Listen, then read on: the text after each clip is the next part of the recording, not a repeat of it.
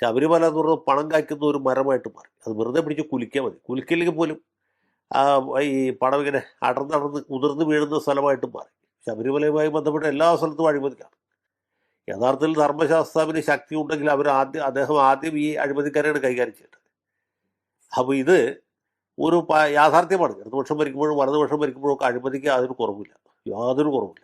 ശബരിമലയിൽ ഏതെങ്കിലും ഒരു തസ്തികയിൽ കയറി പറ്റാനായിട്ട് ദേവസ്വം ഉദ്യോഗസ്ഥന്മാർ നടത്തുന്ന തിക്ക് കൂട്ടൽ കണ്ടാൽ നമുക്കറിയാം.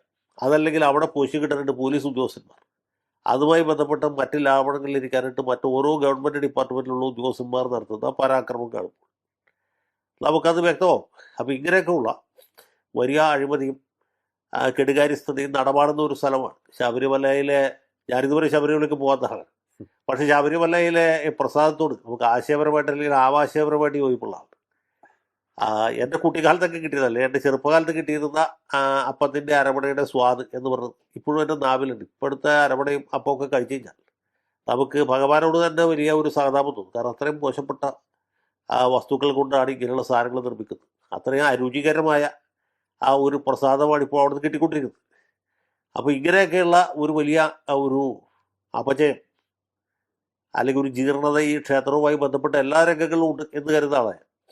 അപ്പോൾ ഇങ്ങനെ ഒരു സാഹചര്യത്തിൽ ഇപ്പോൾ അയ്യപ്പ സംഗമം നടത്തുക, അതുകൊണ്ട് എന്ത് വിശേഷം ഉണ്ടാവും, അതുകൊണ്ട് ശാസ്താവിന് എന്ത് പ്രയോജനം ഉണ്ടാവും, അല്ലെങ്കിൽ സാധാരണക്കാരായ ഭക്തന്മാർക്ക് എന്ത് പ്രയോജനം ഉണ്ടാവും എന്നുള്ളത് നമ്മൾ പ്രധാനമായിട്ട് ആലോചിക്കണം. അതിൻ്റെ രാഷ്ട്രീയ വശം രണ്ടാമതൊന്നാണ്.